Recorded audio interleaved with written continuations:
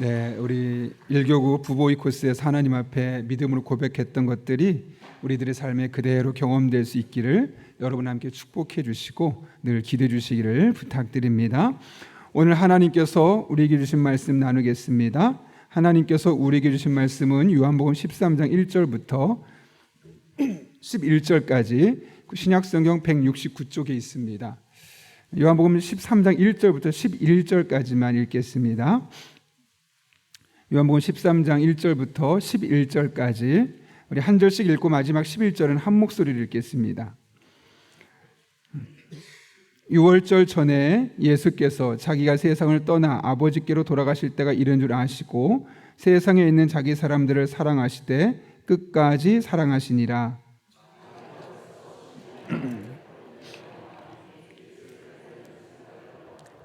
저녁 먹는 중 예수는 아버지께서 모든 것을 자기 손에 맡기신 것과 또 자기가 하나님께로부터 오셨다가 하나님께로 돌아가실 것을 아시고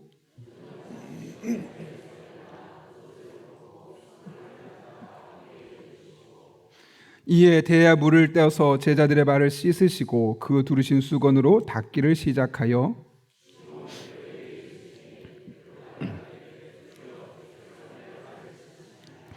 예수께서 대답하여 이르시되 내가 하는 것을 내가 지금은 알지 못하나 이후에는 알리라.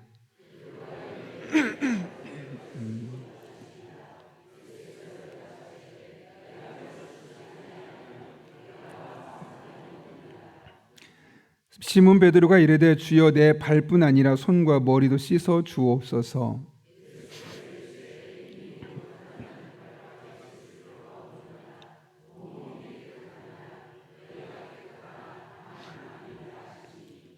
아멘. 이 시간 함께 10절까지죠. 11절 같이 있습니다. 이는 자기를 팔 자가 누구인지 아심이라. 그러므로 다는 깨끗하지 아니하다 하시니라. 아멘. 우리 함께 기도하고 하나님 말씀 나누겠습니다. 거룩하신 아버지 하나님, 오늘도 우리를 주님 전에 불러주셔서 기도해야 될 사명이 있고 기도할 것이 있기 때문에 깨워주시고 이렇게 주님 앞에서 기도의 일꾼으로 서게 하시는 애 진심으로 감사를 드립니다. 무엇이 필요한지 어떻게 기도해야 할지 우리는 선명히 알지 못하지만 늘 성령 충만하게 도와주셔서 마땅히 반드시 꼭 기도해야 될 것들을 알게 하시고 그렇게 기도하며 나아갈 때 했던 기도가 공허한 기도가 아니라 하늘의 보좌를 움직이며 응답으로 경험할 수 있는 복된 성도님들 되게 하여 주옵소서. 이 새벽에 특별한 믿음의 고백으로 하나님 앞에 찬양을 올려드린 일교구 부보이 코스가 있습니다.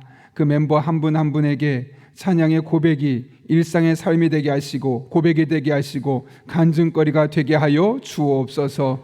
오늘도 하나님의 도우심을 간구하며 간절한 마음으로 기도하는 한 분 한 분의 간구하는 소리를 들어주시옵되 특별한 마음으로 하나님의 강권적인 역사를 사모하며 예물 드리며 기도한 손길들이 있습니다.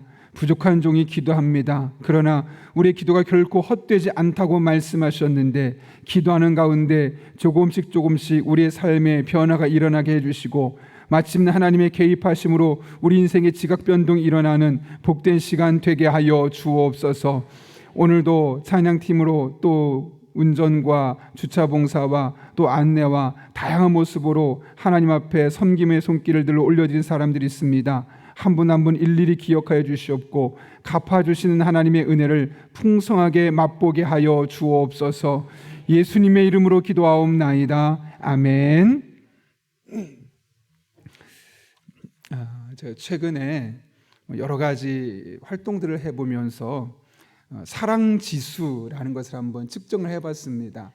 내 안에 사랑이 얼마나 있나 혹은 내가 누군가를 정말 사랑하는가 그렇지 않은가 설문이 있어서 오랜만에 한번 해봤는데 참 공통점이 하나 있었습니다. 그것은 바로 사랑은 동사형으로 되어 있다는 겁니다. 우리는 이 사랑이라는 것을 감정이라고 생각하기 때문에 명사나 특별히 형용사로 많이 생각하지만 실제로 우리들의 삶에 이 사람이 정말 사랑을 하는가 그렇지 않은가 측정해 보면 다 행동과 우리의 움직임과 연관되어 있음을 보게 되죠. 심지어 예수님께서도 사랑을 설명하면서 뭐라고 말씀하십니까? 내가 너희를 사랑한 것 같이 사랑은 이런 거에 하지 말고 너희도 서로 사랑하라라고 말씀하시면서 그 이후에 사랑을 이야기하고 있고, 여러분이 잘 아시는 것처럼 고린도전서 13장에 보면 사랑장이라고 일컬어지죠. 사랑에 대해서 묘사하는데 어떻게 말하죠? 사랑은 오래 참고 온유하며 시기하지 않으며, 모든 행동들이 보면 다 동사로 되어져 있음을 보게 됩니다. 그런 의미에서 우리가 누군가를 사랑한다는 것은 내 행동을 보면 알 수 있습니다.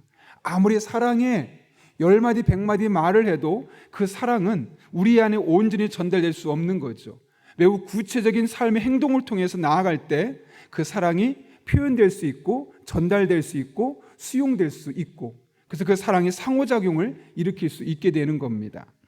오늘 본문의 말씀도 예수님의 사랑이 행동으로, 동사로 나타나고 있음을 우리에게 분명하게 이야기하고 있습니다. 오늘 우리가 읽은 요한복음 13장은 길죠. 이 긴 13장의 배경이 되는 한 구절은 바로 1절입니다. 여러분 1절 어떻게 기록되어 있죠? 1절 말씀 같이 한번 읽어볼까요? 유월절 전에 예수께서 자기가 세상을 떠나 아버지께로 돌아가실 때가 이른 줄 아시고 세상에 있는 자기 사람들을 사랑하시되 끝까지 사랑하시니라. 여기 보면 예수님이 돌아가실 때가 이른 줄 아시고 라고 되어 있어요. 언제일까? 예수님이 언제 돌아가셨죠? 금요일 날. 우리는 보통 그날을 성금요일이라고 하는데, 예수님이 돌아가시기 바로 하루 전날 성목요일 날 하신 말씀, 행동이 바로 오늘 요한복음 13장의 행동입니다. 그러니까 예수님께서 내일 돌아가신데 오늘 제자들을 모아놓고 하셨던 행동이 오늘 본문의 행동이라는 것이죠. 근데 여기서 예수님은 어떤 분으로 묘사하고 있죠? 세상에 있는 자기 사람들을 사랑하셨다고 그래요. 근데 그 사랑을 뭐라고 표현하냐면 끝까지 사랑하셨다라고 합니다. 열렬히, 충분히, 끝까지, 이런 의미를 갖고 있어요. 대부분의 사랑이 지속성이 떨어지지 않습니까? 어느 정도는 사랑한다고 말하지만 환경이 바뀐다거나 나의 감정을 건드린다거나 혹은 물리적인 상황이 시간이 지나게 되면 그 사랑은 변질되거나 사랑의 정도가 약해지게 됩니다. 근데 오늘 성경에서 말하는 예수님의 사랑은 어떤 사랑이라고 말씀하냐면 끝까지 한결같은 사랑, 끝까지 충분하게 부어지는 사랑, 어느 누구에게는 소외감을 주고 누구는 충분히 주는 사랑이 아니라 모든 사람에게 충분히 주시되 변함없이 한결같은 사랑으로 우리에게 주고 계신 사랑임을 말씀하고 있는 것이죠. 그렇다면 여러분, 예수님께서 우리를 끝까지 한결같이 모든 사람에게 충분히 사랑하신다고 말씀하셨는데 도대체 그 사랑은 어떤 사랑일까요? 어느 정도로 우리를 사랑하실까요? 그분이 오늘 성경 속에서 보여준 행동 2가지를 통해서 우리를 향한 주님의 사랑이 어떤지를 깨닫고 우리 또한 그와 같은 모습으로 사랑하며 살아가는 하나님의 자녀들 될 수 있기를 예수님의 이름으로 축원합니다. 오늘 본문에는 크게 2가지 사건이 기록되어 있습니다. 첫 번째 사건은 3절부터 5절까지의 말씀으로 제자들의 발을 씻어주시는 예수님의 모습을 우리에게 보여주고 있죠. 특별히 4절부터 5절까지 말씀 보면 예수님께서 저녁 식사를 하시다가 다 끝나지도 않은 것 같습니다. 갑자기 일어나서 제자들의 발을 씻어주기 시작합니다. 근데 1명, 2명, 3명 씻다가 어느 순간 베드로가 씻겨질 차례가 됐습니다. 그때 베드로가 어떻게 하죠? 6절을 보게 되면 깜짝 놀랐다고 그러죠. 그래서 뭐라고 말합니까? 주여, 주께서 내 발을 씻으시나이까. 이게 무슨 말일까요? 어떻게 제 발을 씻습니까? 저 같은 사람이 발을 씻는 건 안 됩니다 라고 이야기하고 있는 거죠. 왜냐하면 그 당시는 우리 같은 신발이 아니었잖아요. 샌들이었잖아요. 그러다 보니까 그 이스라엘 지형에서 하루 종일 낮에 걷다 보면 발에 그 먼지가 묻게 되고 심지어 발톱 사이에 때도 끼게 되고 그렇게 더러울 수밖에 없습니다. 그래서 누군가의 발을 씻겨준다는 것은 결코 쉽지 않았고, 그래서 대부분 누군가의 발을 씻어주는 사람들은 종으로 인식되었습니다. 그래서 종이 아닌 이상은 남의 발을 씻어준다는 것은 상상도 할 수 없었던 것이죠. 근데 지금 예수님과 제자들의 신분이 어떻습니까? 스승과 제자입니다. 엄청난 신분상의 격차가 있는데 그 스승이 갑자기 무릎을 꿇고 제자의 발을 씻어주고 있는 겁니다. 나는 너희들의 스승보다는 이 시간 종의 자세로 너희들에게 나아가고 싶다라고 말씀하고 있는 것이죠. 그런데 여러분, 예수님께서 지금 그렇게 베드로와 제자들에게 행동하신 겁니다. 예수님께서 왜 지금 이 순간 제자들에게 또 베드로에게 이런 행동을 보여주셨을까요? 예수님께서 종의 모습에까지 낮아지면서 섬기는 것을, 이것이야말로 끝까지 사랑하는 것임을 제자들에게 가르쳐주기 위해서입니다. 여러분, 사랑은 낮아지는 겁니다. 어디까지 낮아지느냐? 종의 자리까지 낮아지는 겁니다. 그럼 어떻게 하면 종의 자리까지 낮아지는 거냐? 집에 가서 남편의 발을 씻겨주고 아내 발을 씻겨주면 그 자체가 내가 낮아지는 자리인가? 그렇지는 않죠. 물론 그것도 낮아짐 자리의 한 묘사, 한 모습을 표현하는 것일 수 있겠지만 그냥 발을 씻어준다고 해서 낮아짐은 아닙니다. 사실 우리에게 종이라는 이미지는 너무 어색합니다. 왜냐하면 우리가 살아가고 있는 이 시대에 종이 존재하지 않기 때문에 그렇죠. 그러나 예수님의 모습을 조금만 더 생각해보고 오늘 모습을 생각해보면 종으로 낮아진다는 것이 무엇인지, 그리고 그것이 왜 끝까지 사랑하는 모습인지를 우리가 알 수 있죠. 예수님이 종의 자세로 낮아질 때는 선생이라는 신분, 자존심, 그 위치를 내려놓으며 있었고 포기함이 있었습니다. 그럴 때 그가 스스로가 종의 위치로까지 낮아질 수 있었고, 종이 아니면 할 수 없는 일들도 그는 과감하게 그분은 행동으로 옮겨줄 수 있었던 것이죠. 그런 의미에서 종의 낮아짐은 희생이 기본이고, 희생과 헌신이 없다면 그것은 사랑이라고 표현할 수 없다는 것이죠. 제가 설교를 준비하면서 저는 사실 이 언어 구사력이 좀 뛰어나지 못하다고 생각하는 편이기 때문에 에세이를 매일 하나씩 읽어가면서 좀 저의 언어적인 표현을 좀 늘리려고, 확보하려고 노력하고 있습니다.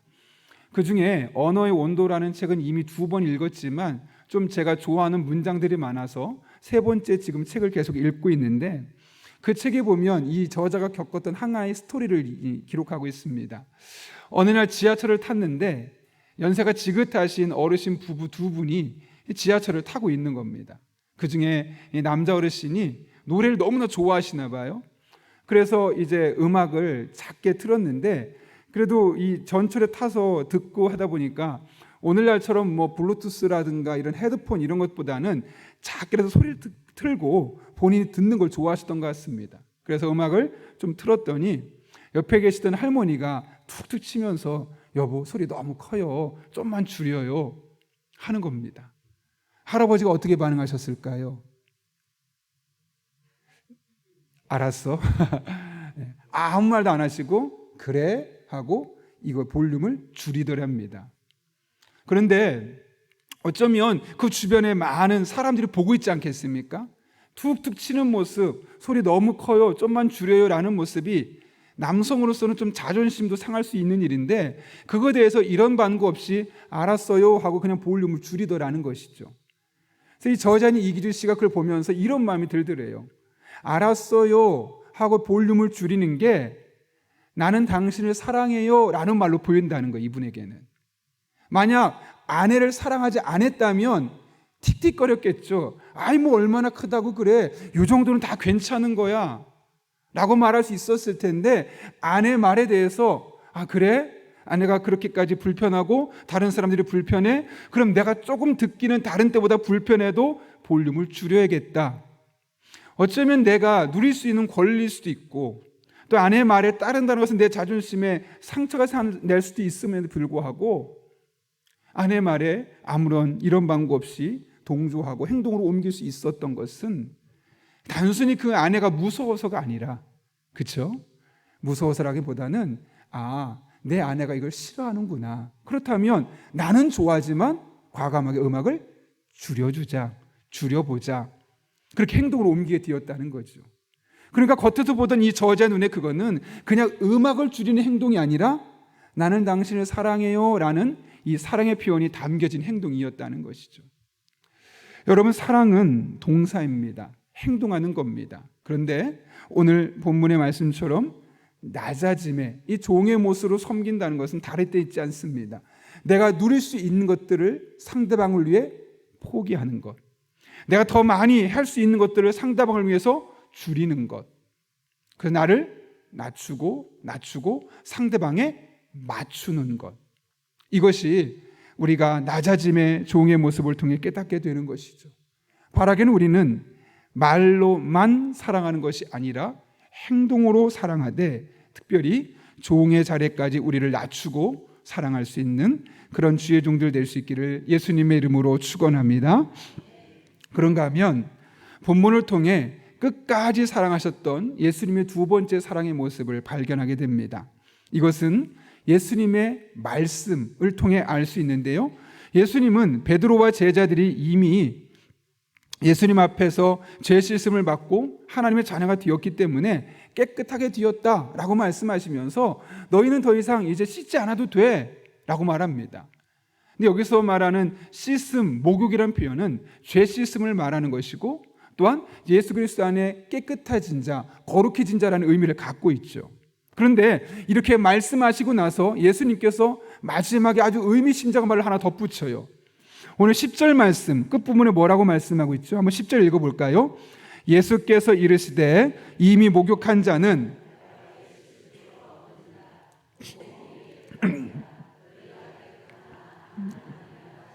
아멘. 여기 이미 목욕했다는 것은 예수 그리스도로 말미암아 죄 용서받고 예수 그리스도 하나님의 자녀가 되었음을 말씀하는 거죠. 그 제자들이 다 그렇게 됐다는 거예요. 이미 너희는 목욕했으니까 굳이 온몸을 씻을 필요 없어. 그냥 나는 지금 섬김의 모습, 종같이 낮아짐의 모습을 보여주기 위해서 너희 발을 씻고 있는 거야 라고 말씀하신 것까지 너무 좋은데, 마지막 말이 뭔가 이상하죠. 다 너희가 깨끗하지만 다는 아니니라. 다 깨끗하진 않아. 누굴 이야기하는 거죠?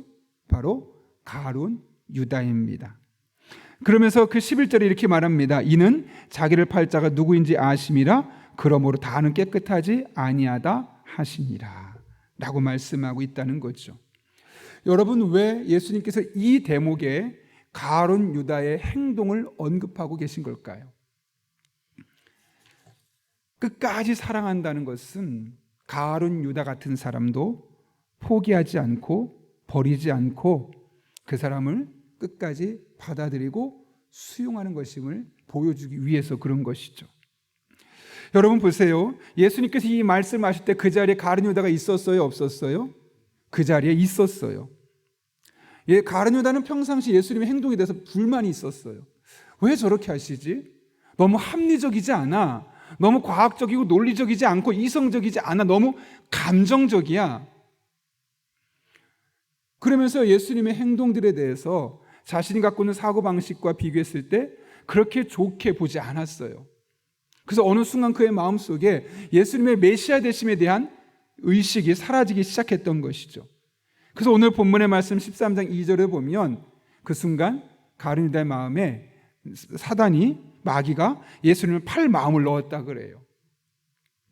그런 가룟 유다가 지금 이 이야기를 듣고 있는 거예요. 너희가 다 깨끗해. 그런데 다는 아니야. 누군가 뜨끔하고 찔리는 사람이 있었겠죠. 그게 누구겠습니까? 바로 가룟 유다예요. 그런데 그런 유다에게 이 말씀하신 이유가 무엇 때문일까요? 너 나쁜 놈이야 라는 걸까요? 유다야, 아직 기회는 남아있어 라는 이야기겠죠. 그래서 오늘은 읽진 않았지만 그 뒤 이어지는 26절 말씀 보게 되면 예수님께서 다시 한번 기회를 주어요. 특별히 21절에 보면 내가 진실로 진실로 너에게 이르노니 너희 중 하나가 나를 팔리라.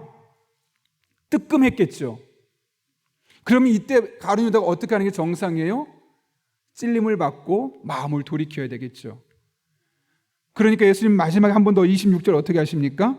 예수께서 대답하시되 내가 떡 한 조각을 적셔다 주는 자가 그니라 하고 한 조각을 적셔서 가룟 시몬의 아들 유다에게 주셨다고 말씀하세요.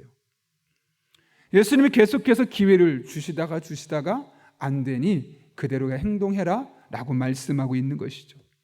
다시 말하면 우리가 읽었던 10절에서 너희가 깨끗하지만 다는 아니다 라는 말씀을 지금 누가 듣고 있어요?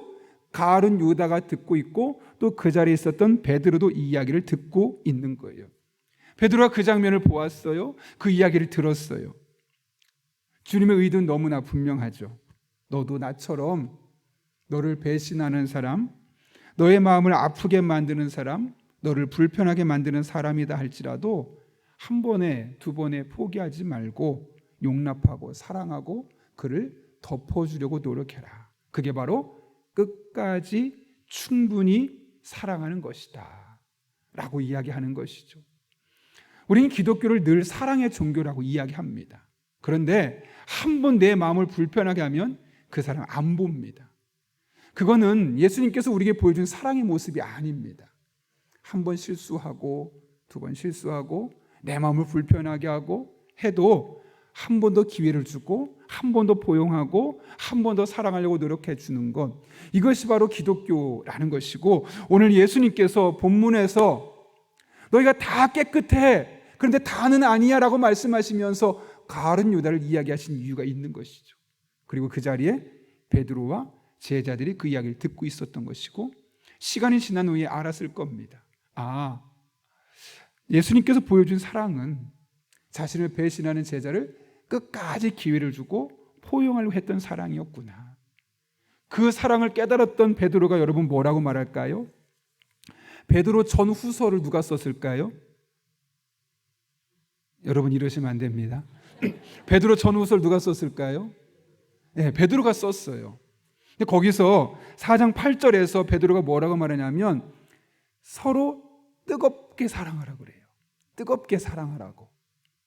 왜요? 본인이 보았잖아요. 예수님의 이런 사랑의 모습을 보았잖아요.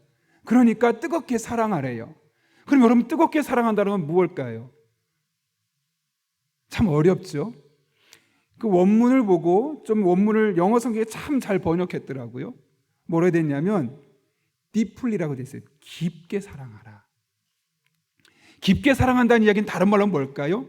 얕은 사랑이 있다는 거예요. 사랑처럼 보이지만 실상은 사랑하지 않는, 사랑이라고 말하지만 사랑을 흉내내는 그런 사랑들의 모습이 우리에게 너무나 많음을 베드로가 보았던 거예요. 여러분, 예수님을 3년 동안 따라다녔던 가룟 유다의 모습이 얼마나 예수님을 사랑하는 것처럼 보였겠어요? 그런데 그거는 사랑하는 것처럼 보였지만 실상은 사랑하지 않았던 것이죠. 그런 모습들을 보면서 베드로가 우리에게 권면하고 있는 겁니다. 여러분, 사랑하십시오. 그런데 깊게 사랑하십시오. 겉으로 보이려고 그럴듯하게 포장하는 사랑 말고 깊게 사랑하십시오 라고 이야기하고 있는 것이죠. 근데 설교를 어제 준비하면서 진도가 잘 안 나가더라고요. 왜냐하면 이 사랑이 너무 어려워요. 종처럼 낮아지는 것, 내 감정을 건드리며 내가 좋아하는 일을 못하게 했을 때 그래 하면서 순종하는 그런 낮아짐의 모습으로 사랑하는 것, 또 나를 배신하고 내 마음에 상처 주고 나를 힘들게 했던 사람을 한 번, 두 번 끝까지 최대한 용납하면서 그 사람을 포용하는 것, 너무 어렵겠더라고요. 근데 하나님은 자꾸 우리에게 사랑하래요.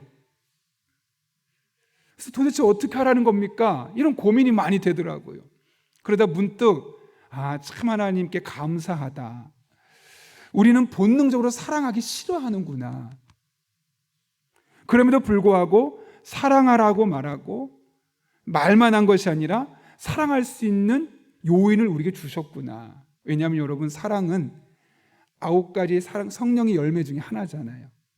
사랑과 희락과 화평과 오래 참음과 자비와 양선과 충성과 온유와 절제가 사랑의 열매잖아요. 그 중에 첫 번째 되는 게 바로 사랑이에요. 아가페 사랑. 그러니까 내가 노력하고 노력해도 우리 본능은 사랑하고 싶어 하지 않아요. 그런데 성령 충만하면, 내 안에 성령의 열매가 맺히면 조금씩 사랑이 되어지는 거예요. 그러니까 감사하더라고요. 내가 내 능력으로 사랑할 수 없으니까 성령님을 통해서 사랑할 수 있는 힘을 주시는구나. 그럼 여러분, 우리는 사랑하라, 깊이 사랑하라, 이 말이 저에겐 다르게 들리는 거예요. 성령 충만하라 라는 말로 들리는 거예요.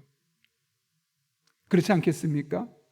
깊이 사랑하는데 안 되잖아요. 본능이 거부하잖아요. 그런데 성령의 열매가 한 중에 하나가 사랑이래잖아요. 그럼 어떻게 해요? 성령 충만하면 우리가 사랑이 더 깊어지게 되겠죠. 그러니까 하나님께 오히려 우리가 사랑할 수 없음을 일찍이 아시고 성령님을 보내주셔서 우리로 하여금 다른 사람을 사랑할 수 있는 기회, 또 사랑할 수 있는 능력을 주셨구나 라는 생각을 하게 되는 거죠. 저는 이것을 오래전에 경험했었어요. 제가 대학 다닐 때 CCC라는 그 선교단체에서 활동을 했었거든요. 그 선교단체에서 활동을 하는데 몽산포에 3박 4일 그 비전 트립인데 거지 순례라고 있어요. 한번 제가 오래전에 비슷한 걸 설명드렸던 적이 있는데 돈 한 푼 없이, 그러니까 리더한테 돈을 다 맡겨요. 그리고 성경처럼 그냥 옷만 입고 한 마을에 캠프를 차리고 사람들 만나고 복음 전하는 거예요. 배고프면 저 배고픈데 밥 좀 줄 수 있으세요? 말하는 거예요. 그러면 신기해요. 밥을 주세요. 그리고 복음을 전하면 또 그분들이 복음을 잘 받아들이세요. 어떤 분은 막 거부하기도 하기도 해요. 근데 제가 그때 신기한 걸 경험했어요. 그땐 미처 몰랐는데 어제 설교를 준비하다가 내가 이렇게 누군가를 사랑한 적이 있을까 많이 생각해 보니까 과거에 CCC에서 3박 4일 동안 몽산포 일대를 돌면서 전도할 때 모든 사람이 다 사랑스러워 보이는 거예요. 지나가는 아이가, 또 꾸부정한 어르신, 밭일하는 어르신을 위해서 내가 대신 막 일을 하고 옆에 사람이 복음을 전하는데 그냥 어르신들의 그 모습 하나하나가 너무나 좋아 보이고 사랑스러워 보이는 거예요. 나한테 뭐 해준 거 없거든요. 근데 그냥 그렇게 보이는 거예요. 왜 그럴까? 그때 내가 정말 3박 4일 동안 4박 5일 동안 그 캠프를 끝나고 3박 4일 동안 전도 훈련을 하면서 내가 그 일주일 내내 정말 하나님 없이는 살아갈 수 없을 만큼 성령으로 충만했지. 우리 멤버들이 12명 정도가 됐는데 그 12명 정도가 막 밤마다 기도하고 막 간증하고 뭐 끊임없이 하나님 만난 은혜들 이야기하다 보니까 뭐 성령 충만할 수밖에 없는 거예요. 그러니까 정말 사람들이 다 좋아 보이는 거예요. 복음을 거부했던 사람이 싫은 게 아니라 안타까워 보이고, 우리 그런 분들의 영혼의 모습을 보면서 어떻게 내가 그분들에게 복음 전할 수 있을까? 참 마음가짐이 달라지더라고요. 여러분, 우리는 예수님께서 오늘 보여준 사랑의 모습을 우리가 가슴에 담을 수 있기를 바랍니다. 예수님은 우리를 사랑하시되 끝까지 사랑하셨다고 말씀하십니다. 종의 자세까지 낮아지면서까지 또 사랑하되 뜨겁게 사랑하며 특별히 자신을 거부하고 자신을 배신하고 자신의 마음을 불편했던 자까지 끝까지 포용하고 안으려고 노력했던 사랑의 모습을 베드로에게 보여주셨고, 베드로를 통해 너희가 사랑하되 뜨겁게 서로 사랑하라고 오늘 우리에게 다시 한번 말씀하고 있는 것이죠.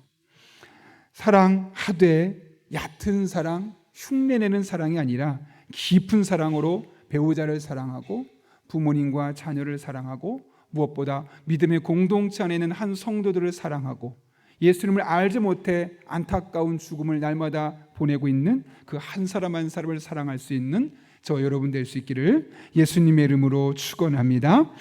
이 시간 함께 기도하겠습니다. 거룩하신 아버지 하나님, 우리를 사랑하시되 끝까지 사랑하셨던 예수님의 사랑의 모습을 오늘 우리가 본받기를 원합니다. 종의 모습으로 낮아지며 포기하면서까지 다른 사람을 위해 자신의 것을 내려놨던 그 예수님의 모습, 한 걸음 나아가 자신을 배신하고 어떤 사람을 끝까지 포용했던 예수님의 모습을 보며 겉으로 얕은 사랑이 아니라 깊은 사랑으로 배우자에게 다가서고 자녀들에게, 부모님에게 다가서고 우리 믿음의 동료들, 믿지 않는 이들에게 다가설 수 있는 우리 용인영락교회 성도들 되게 하여 주옵소서. 예수님의 이름으로 기도하옵나이다. 아멘.